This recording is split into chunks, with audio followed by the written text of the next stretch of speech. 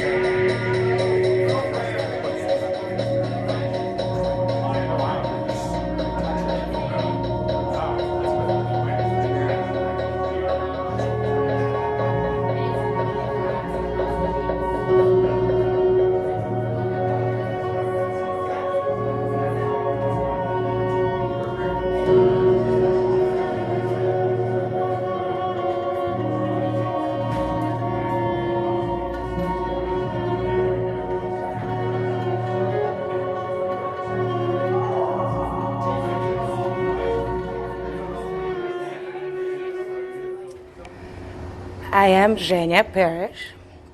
I'm a painter, and we are at the Black Cat, where I also work. Inside we have a collaborative space and powers and energy creating. We have musicians and painting. We have the tarot, and it's incredible to partake with incredible human beings. It's history, it's community, it's words, it's talking, it's communicating. So through all kinds of arts, either it's painting, music, and you name it, any creative take is affecting our social environment, community. It lives the word. It could be healing. It could be like right on, like thank you for saying this, and that unites. It really unites the community and further universe. Well, good afternoon, everyone, and thank you for being here. It is a pleasure to see this sea of red focused on how we are making our city safer, and we know that when moms are focused on an issue, we see real change. So I want to thank you for your advocacy here locally. Thank you for your advocacy nationally. Because I think a lot of what we have to do related to removing illegal guns from our street needs a federal push in addition to a local push. We are certainly outraged by the level of violence that many of our communities are experiencing, especially now with the increase of shootings and sadly the increase of homicides. We recognize in our city that this is a public health issue in addition to a public safety issue. We know, as you do, every day in our nation people are dying and being injured, sometimes critically injured, permanently injured from gun violence. Nearly 40,000 people a year, 40,000 die from guns. And as a nation, we are spending millions of dollars treating victims of violence in our trauma centers and emergency medical systems. Earlier this week, we announced how well the city was doing with increased revenues coming in to our city. And so in a city as prosperous as ours, the necessary investments on all sides of this problem can be made, and we look forward to talking with you about that in the future. So good luck today, and thank you for the work that you're doing. Thank you. But you know, we've been talking with Jonathan and others about this. It's not enough. We have to do more. We have to have a focused effort. We need a czar who is really going to take this forward. We have an entertainment czar, but we don't have a gun violence czar in our city. So thank you for what you've been doing, and we just really wanted to come here and tell you what we need from you as our council member, and as a council member in this city, since not all of us are from Ward 5. So thank you. I appreciate it. I appreciate you all being here. I always really am delighted when I see the red shirts in the building, because I know what you all can do with your advocacy. I think I see one page is about the NEAR Act on the table. It's in large part because of people who came together. The coalition made up of any number of people, including residents who live in communities, some who have been impacted by gun violence, others who've studied the issue, academics, all came together and said we need to see the NEAR Act. And you all were instrumental to that as well, providing testimony at hearings. And really pushing to make sure it ultimately got funded the way that it has. I think we have to continue to push. As you mentioned, I, for one, do not think that we're doing enough to end gun violence in the District of Columbia, and that we've got to do more. Sadly, your children, and perhaps these children, and we all know children who are impacted by gun violence, and who shouldn't have to deal with the sounds of gunfire. And again, sadly, it's the same sounds of gunfire that I heard when I was growing up in the District of Columbia. That the same sort of trauma that they carry into the schoolhouse, which keeps them from focusing on the things that we otherwise want them to attend school for, like their core subjects. They've got to deal with the images and the sounds that they hear through their windows at night, and it's unacceptable.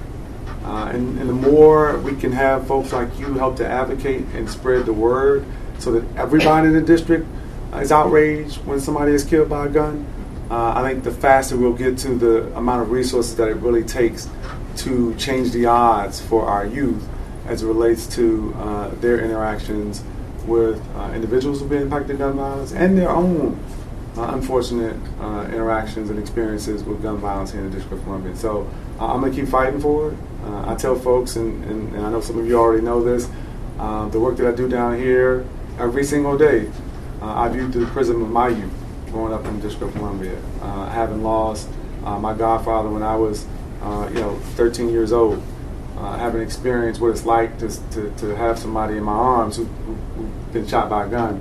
Those are the types of things that I don't want anybody to ever have to experience. And yet, hundreds of people in this city experience that every single year. And until we see the numbers decrease, we're up this year. in terms of homicides over where we were at this time last year. And last year was up. Despite our efforts, which to me just suggests that there is so much more we have to do to get the resources into these communities. I think the focus on intervention and prevention needs to be expanded. I appreciate some of the progress we've seen both in the implementation of the NEAR Act through the ONES office as well as through the Attorney General's implementation of the NEAR Act to cure violence. And so we've got to see that stuff get expanded. We're going to see it expanded in Ward 5, both in the Brentwood, Saratoga, Langdon Park area, as well as in the sort of Eckington, Truxton Circle, Hanover Place area, and I'm looking forward to seeing that. And other residents are as well. But there's still a number of neighborhoods who aren't going to be touched directly by this neighborhood-based violence prevention and intervention. We got to do more in the hospitals, in our emergency rooms, where these victims are being transported and their families and friends are coming to grieve and perhaps plot retaliation. Right? So we've got to have more hospital-based prevention and intervention that's occurring as well. And again, we're seeing more of it, but we've got to do more as well. So again, I appreciate you all being down here. You all know that I am a partner. My door is always open. I was in a hearing, so I apologize for being late, but as soon as I got it, I came right upstairs to make sure I had an opportunity to interact with you. Okay. I'm Dory Nolt. I live in Ward 5 in DC, and I'm a volunteer leader with Moms Demand Action DC. Art is such a critical piece to actually implementing the policy that needs to happen to protect lives and to address trauma after violence happens. Art is the thread that binds all of us together. It starts with the folks who have experienced trauma and using art to tap into that and to really explore that trauma and address it. And trauma is a demon. It's attacking that demon. You use art to do that. Art can be so visually impactful around policy like gun violence prevention policy, violence prevention programs. Today, here at the Wilson Building, we're going to have everybody holding backpacks with names of gun violence victims on them. That's art. That's impactful. That visual really drives a narrative and a story. I think about the T-shirts at the church. I think it's on Q Street. Is that right? Do you remember? St. Mark's? Yeah. I don't recall the street, but it's St. Mark's. I'll sort of. I think about the T-shirts at a local church that represent gun violence victims in the district. That's art. That's impactful. I think about the amazing mural at Barracks Row that Lauren Renford and the Pathways to Power students put together of 5 gun violence victims in this city, young ones whose lives were stolen far too early. That's incredibly impactful. So art is really the thread through all of it, and it is what pushes people toward the policy that needs to happen. And we are back. We just returned from Black Cat, hearing from Xenia Parrish, as well as the Johnny Wilson Building with Moms Demand Action, hearing from our mayor and our council member of Ward 5.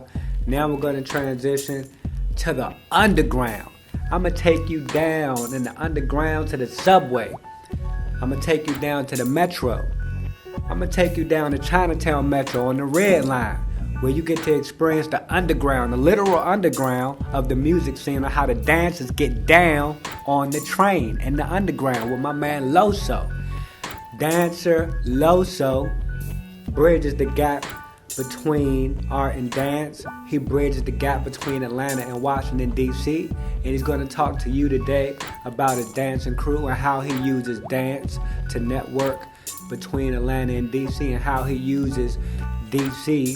and Atlanta to represent the dance community, vacillating between 2 major cities. And afterwards, I'm going to take you to a private party with the president of Martha's Table. We are currently at the new Martha's Table, where the president and the CEO is none other than Kim Ford. And I'm going to take you to this private birthday party where Kim Ford celebrates her birthday with other community leaders and with other community activists and other policy influencers and other people who influence the culture in Washington, D.C., bringing the 202 together. And she's just having a wonderful, excellent, fun time with different members of the community at her party on Georgia Avenue. Kim Ford is going to talk to you about how Martha's Table collaborates with the art community, pushing the art culture forward in Washington, D.C. So let's go to Martha's Table, CEO Kim Ford, and let's go to the underground and the metro where the dance scene goes down on the underground.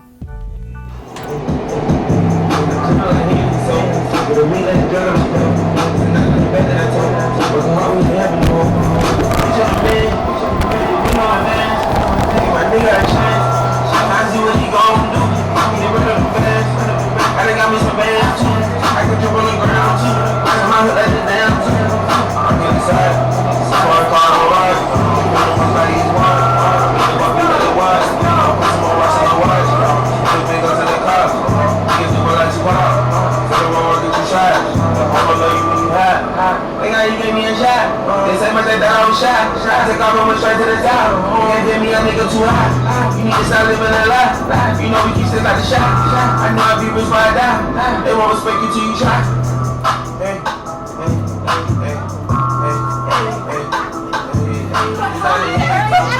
Sit to the end of flow. Already been the phone. Niggas just scared to go.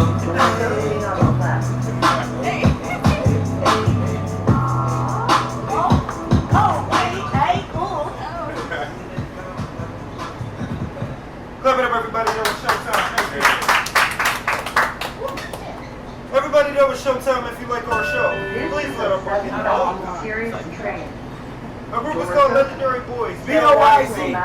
We just came back from Atlanta, Georgia for Super Bowl weekend. If you support us doing something positive out here, please show them bucket some love. And we also take smiles too. Like that. I go down to Atlanta to network. I know a lot of people, and a lot of big stuff I'll be doing out there. Like the dance scene is big in Atlanta. I was out there Super Bowl weekend for a show, so I like try to like bring opportunity for like dancers in DC that don't travel often. Even just in Atlanta, like LA, New York. Our group is called Legendary Boys. Look us up, B-O-Y-Z. Thank you.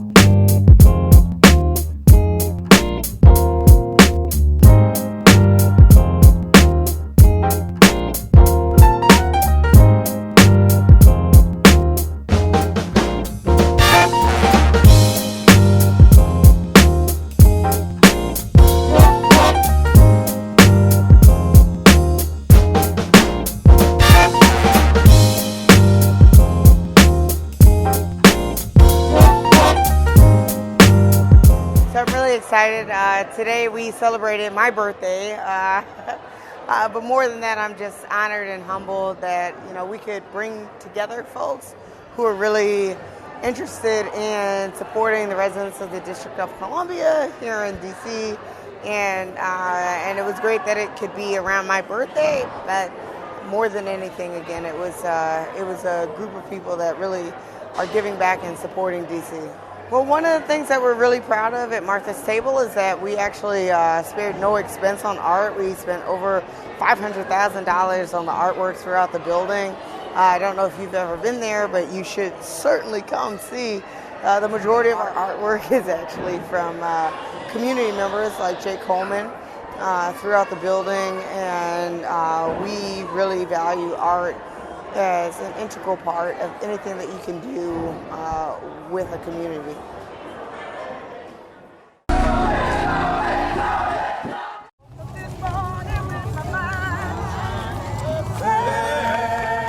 We tell them the stories, they read about the history, but for them to actually be here and to see the bridge and to talk to these incredible heroes who helped make possible their lives. What a treat that was. Hallelujah. So we started a series of demonstrations, standing in line at the courthouse. One evening, there was a demonstration for the right to vote. Nearby, Selma. Confrontation occurred, and a young man tried to protect his mother. He was shot in the stomach, and a few days later, he died at the local hospital in Selma. We made a decision to attempt to march from Selma to Montgomery.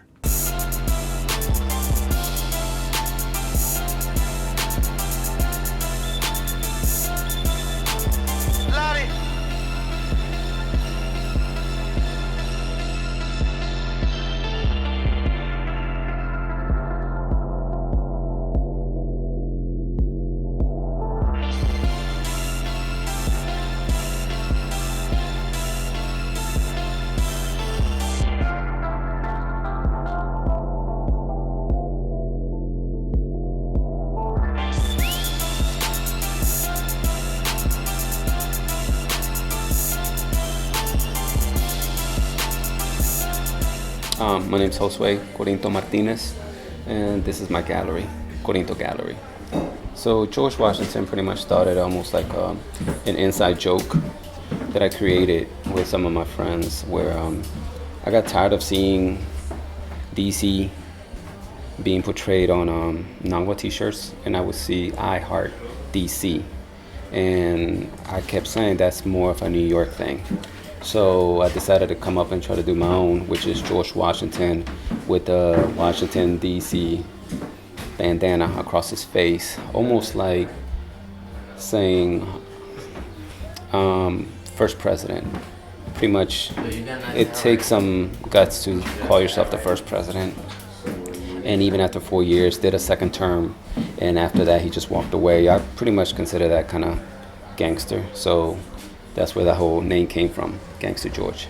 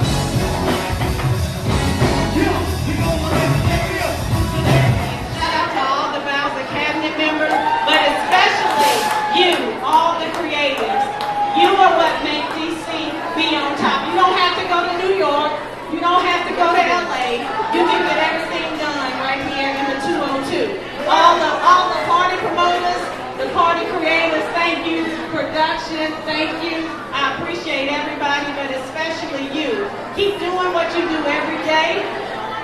Keep it real. Stay focused. Stay creative. And let's show them what we do in the 202. You heard me? I'm Angie Gates. I'm the director of the DC Office of Cable Television, Film, Music, and Entertainment. Policy plays a major part in the creativity of art. Policy sets the tone for the freedom of the creatives here in Washington, D.C. And I'm proud to say that Washington, D.C. has a very diverse and vibrant creative community. And what's definitely imperative to mention is that D.C. is the capital of creativity.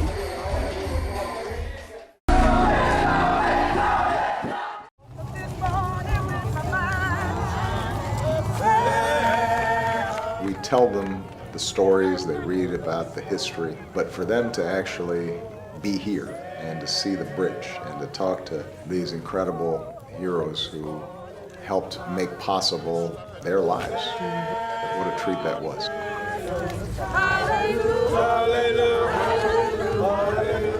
So we started a series of demonstrations, standing in line at the courthouse.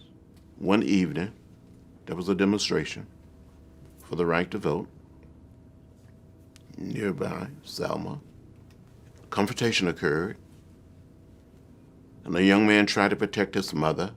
He was shot in the stomach, and a few days later, he died at the local hospital in Selma. We made a decision to attempt to march from Selma to Montgomery. In memory of my partner, Oscar Kane, from Atlanta, Georgia. We worked in the activist group together. He was shot and killed by Atlanta police. They tried to justify it by saying he resisted arrest.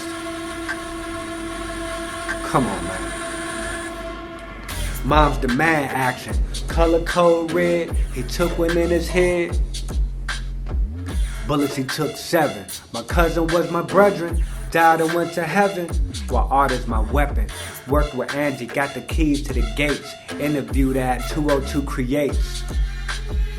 Made from scratch, you just copy and paste. Kick it raw on the percussion and bass. Keys to the building, John A. Wilson. Power is the feeling, hit it till I win, get the victory again. Music my religion, rap is my decision. Not a politician, I be going in representing through my pen. I asked the mirror, who's the king, who's the fairest? Said it's you if you could reach higher merits. I got the keys, they repeated like parrots. Live through art so me and Xenia won't perish. Get it? Live through art so me and Xenia won't perish. Like Xenia perished. But even when we pass on, our soul still lives through our art. To all my family members and friends who died from gun violence, all love to the moms who demand action. I'm a killer. When George Washington put a bandana with Loso dancing on a train to Atlanta, from where they lock our people up in the slammer. If you ain't hip, we say you with Bama. Hustling, grinding so I can be stable. The 8 of Martha got the keys to the table. The congressman told me you great, then you prove it. Dreaming of art, speak up, pursue it. From the bottom, I would dream on the cop. EYE on the cop, got the keys to the top. Till my cousin RP was shot. Cousin Pete on the block, kept the piece in the sock. From the city where it used to be chocolate. 15, where they ran up a shot of chick. Take all the chains out they pocket and bars go hard, making a knocking hit.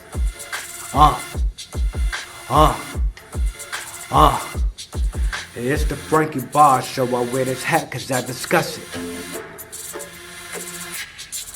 Then I hit you with the rap. Wear this hat because I crush it.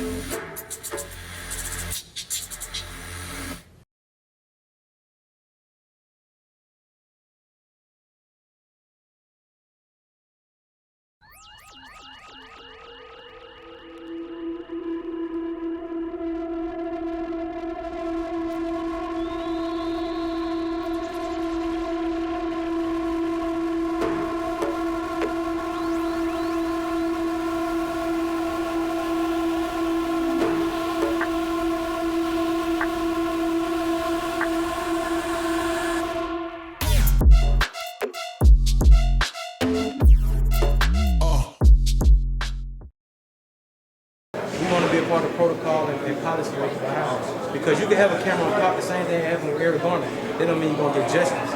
It should be if the police turn off the camera, it should be they should get in trouble for turning off the camera. It should be consequences behind it. They shouldn't just get a pat on the back, sent home for a couple weeks without pay. It should be terminated. You know what I mean? So there's one demand for the camera on top. But we have other demands too. Also the KJ bill, the Kendrick Johnson bill. The law, Kendrick Johnson law, which makes autopsy, people who do autopsy, they have a medical history. The person who did Kendrick Johnson autopsy, he had a high school diploma. He never ever went to medical school. So that's the KJ law we're trying to push for too. So today we make a noise to the city council and mayor know that we're out in these streets and we're going to march and rally and lobby until we see change in our community.